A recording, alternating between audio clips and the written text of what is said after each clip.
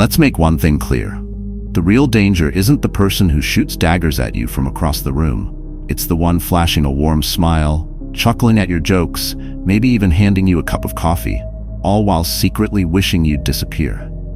Sounds like a thriller movie? Maybe.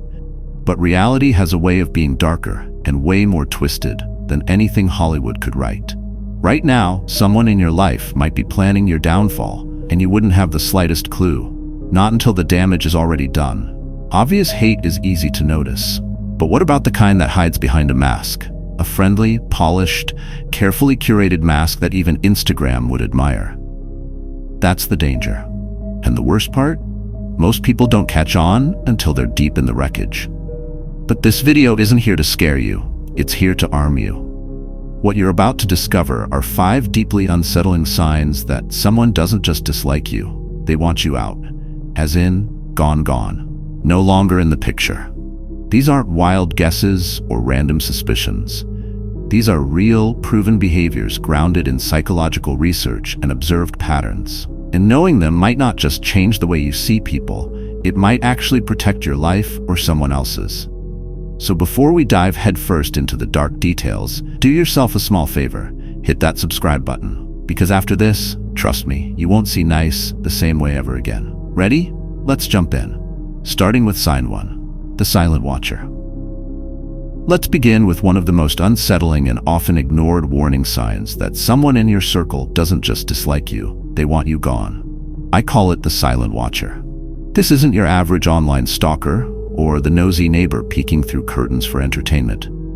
No, this is far more intentional, methodical, and disturbing. These individuals don't merely observe, they monitor. They track your habits, log your daily patterns, and gather intel with a level of precision that resembles a covert mission more than simple interest. They move so silently, blend in so naturally, that their presence feels normal, until it doesn't. Picture this. Someone knows how you like your coffee, even though you've never told them. They're at the park when you are, at your gym, at the same grocery store, around the same time. At first, it feels like coincidence. Then it starts to feel calculated. The real danger? We often brush off these subtle patterns as overthinking. Society tells us we're just being paranoid, and that's exactly what manipulators count on. They turn your hesitation into an advantage. I once read about a woman named Christine, a middle-tier manager, who repeatedly saw her ex-boyfriend at places she frequented. At first, she wrote it off as odd timing. They had ended things months earlier. She assumed he was just having a hard time letting go. But over time, the pattern became too precise to ignore. He didn't just show up randomly. He somehow always knew where she'd be before she arrived. She switched gyms, altered her commute, even started shopping at new stores, but no matter the change, he kept turning up. Never aggressive, never saying anything alarming, just silently present. Her friends waved it off as lingering attachment, but they missed what she eventually came to understand. This wasn't romantic obsession, it was strategy. This type of behavior isn't rooted in heartbreak or longing for closure. It's about dominance.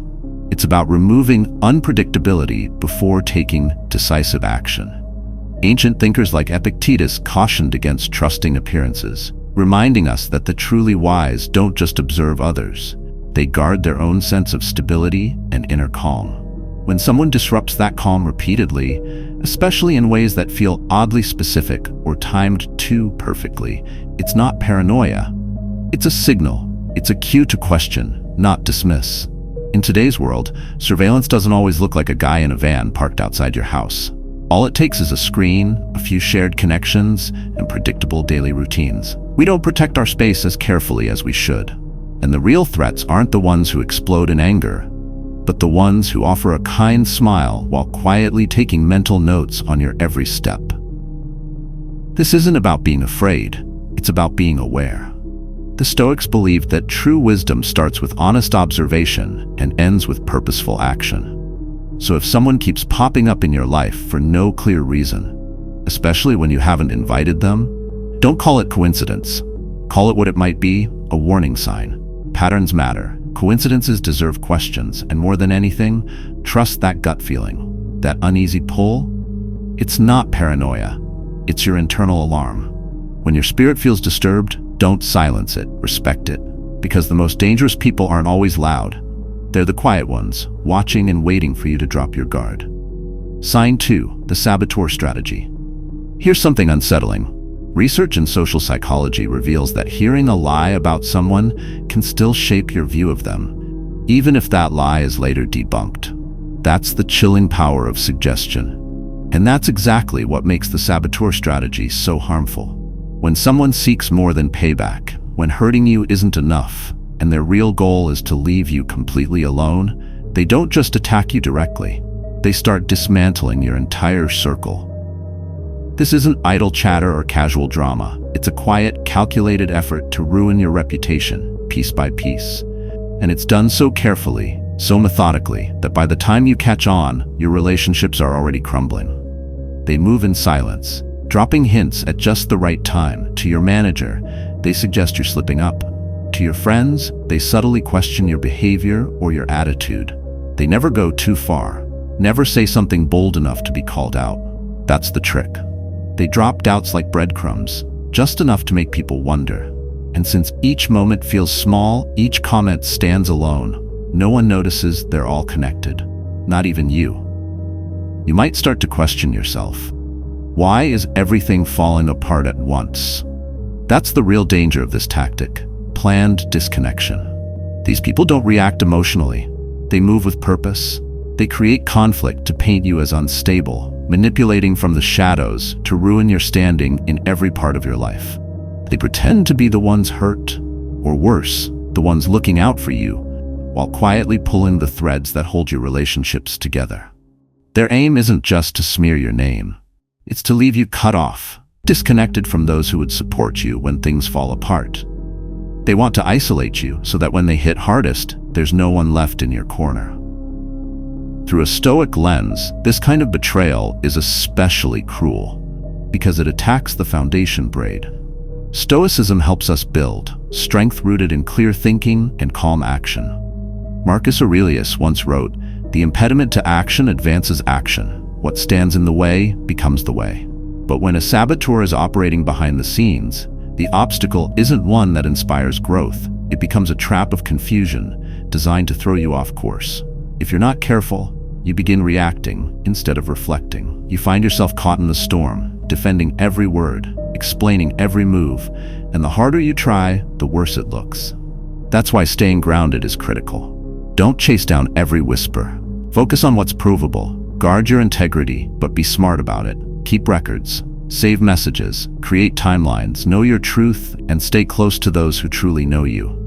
The Stoics and sacred texts remind us of one core truth. Real character is revealed slowly, through consistent action, not in the panic of temporary chaos. People might believe lies for a time, but the truth, like the soul, has a quiet way of lasting. So when someone always seems connected to your problems, always present but never directly involved, it's no longer a coincidence, it's a sign.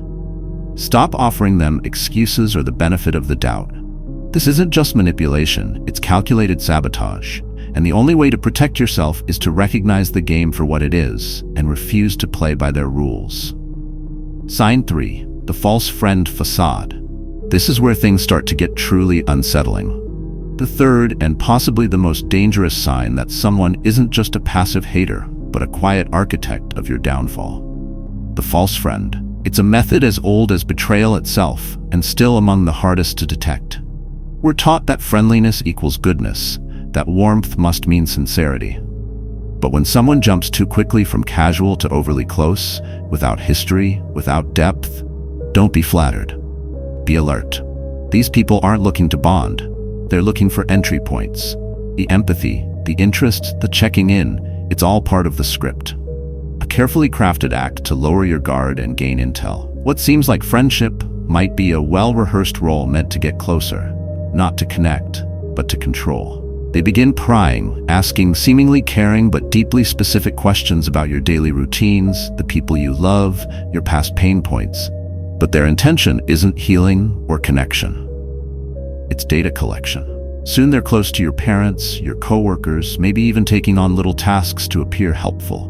But underneath the surface, it's not kindness, it's careful observation. Everything you open up about becomes ammunition, stored and ready for future use. Each confession is quietly filed away as a potential weapon.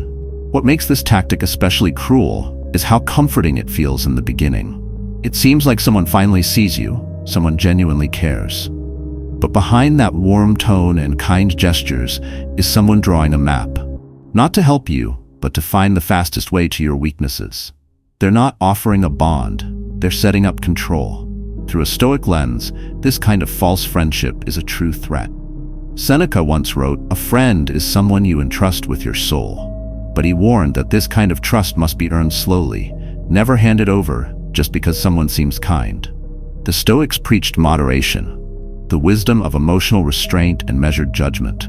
So if someone pushes too quickly into your life, if their attention feels overly intense, unusually fast, or strangely intimate from the start, pause, because genuine friendship unfolds. It doesn't force its way in. You need to pause and truly question, what's their real motive?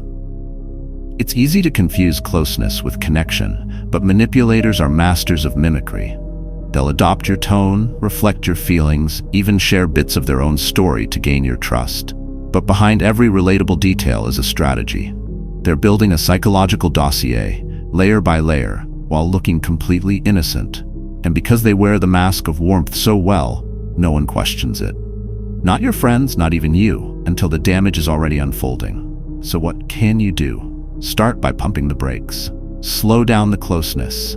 Guard your personal space, your thoughts, your routines, because your peace truly does depend on it. Ask yourself why someone suddenly wants access to your inner world when they never showed interest before. Real connection develops with time, not urgency. Trust isn't about how someone makes you feel in the moment. It's about whether they protect you when you're not looking. The false friend doesn't just want connection, they want control. And once they gather enough, they'll strike with precision. So yes, stay kind, but never stop being cautious. Because when darkness hides behind a gentle voice, what you're dealing with isn't care, it's camouflage. Sign 4. Escalating aggression. The fourth warning sign, and one of the most terrifying to overlook, is something I call calculated escalation, when the hatred grows into something much more dangerous. They don't come at you with open hostility, not at first. Instead, they ease into the shadows of your comfort zone, slowly getting you used to behaviors that, over time, turn darker, more intense, more threatening. It often starts with seemingly harmless comments, jokes with a razor-thin veil, lines like, "I could totally kill you and no one would know," followed by a smirk or a laugh. These aren't random slips of the tongue, they're tests. Precise, calculated signals sent out to see how you'll react, if you'll flinch, laugh along, or ignore them altogether. Let me share a story that still gives investigators pause. In 2016, Leah, fresh out of college, moved into a new apartment to start her career. That's where she met Adam, a neighbor who came across as awkward but harmless. Over time, Adam began lingering more, holding the elevator, offering help with mundane chores, and asking questions that seemed just a bit too personal. Then came the moment that stuck with her. At a small community barbecue, Adam made a comment that felt strange, but didn't raise alarms. He casually joked about being the perfect killer, claiming he could erase any trace of a crime. The people nearby laughed it off as just weird humor. Leah, though slightly uneasy, brushed it aside with a nervous smile. Things started to change gradually. Adam began closing the distance between them, physically. He would appear in the hallways exactly when she left for work, brushing by her without a word or an apology. On one occasion, he even blocked her door, claiming he just needed to talk. But then came the moment that shifted everything. One evening, Leah found a hunting knife placed neatly on her doormat. No note, no explanation, just the blade itself. When she reported it, the police initially shrugged it off as a prank. But Leah knew better. She installed a camera outside her door, changed the locks, and started documenting every strange encounter. Within a month, the footage captured Adam, in the dead of night, attempting to pick her lock at 2 a.m. He wore gloves and was carrying a black duffel bag. He was arrested soon after, and investigators found that he had been keeping a journal. It was meticulously detailed, documenting Leah's movements, her favorite spots, and even a timeline marked with the chilling label, "Execution Window." This is the horrifying reality. Violent individuals often start with harmless actions, building up a tolerance in their victims. What you might perceive as a joke or a small shove could actually be part of a darker, carefully plotted psychological strategy. The Stoics warned us to anticipate harm, not with fear, but with awareness. As Seneca wisely put it, "He who is forewarned is forearmed." If someone in your life consistently oversteps boundaries and brushes it off with a laugh, take note. If their jokes are filled with hidden threats, or if they repeatedly invade your personal space, or if they seem more focused on studying your reactions than actually connecting with you, don't dismiss it as just a quirk. That behavior is a red flag, and ignoring it could cost you far more than peace of mind. It could cost you your life. Be aware. When the line between friendly and threatening blurs, it's time to pay closer attention. Now we come to the fifth and without a doubt, most dangerous sign that someone might be planning your demise: the patient predator. Unlike those who lash out in anger or make overt threats, the patient predator is a colder, more calculating type. This enemy doesn't rely on violence or sudden outbursts. Instead, they rely on patience. These individuals don't need to act immediately. They wait, sometimes for months or even years, until the moment is right. They play the long game, taking time to carefully plan every move, knowing that the longer they wait, the easier it becomes to lower your guard. What makes them so chilling isn't their immediate actions, it's how normal they seem, how little they stand out. They don't raise alarms, they raise trust. They ask about your future plans, not because they care, but because it's part of their strategy.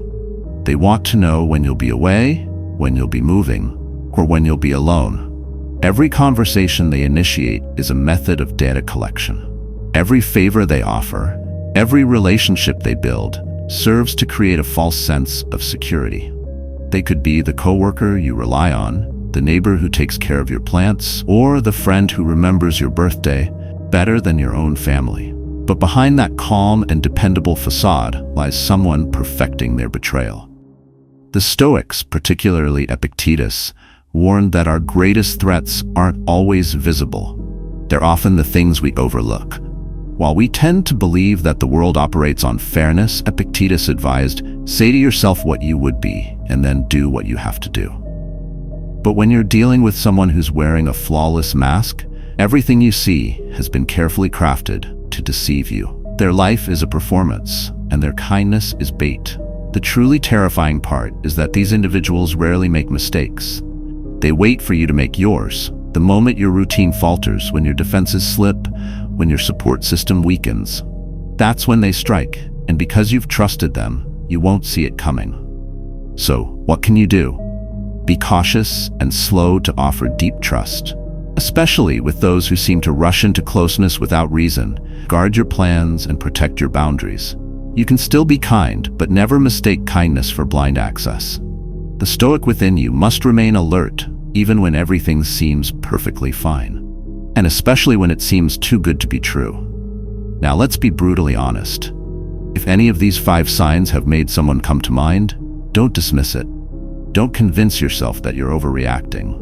If you've encountered the silent observer, the saboteur, the false friend, the escalating aggressor, or the patient predator in your life, you're not merely facing negativity.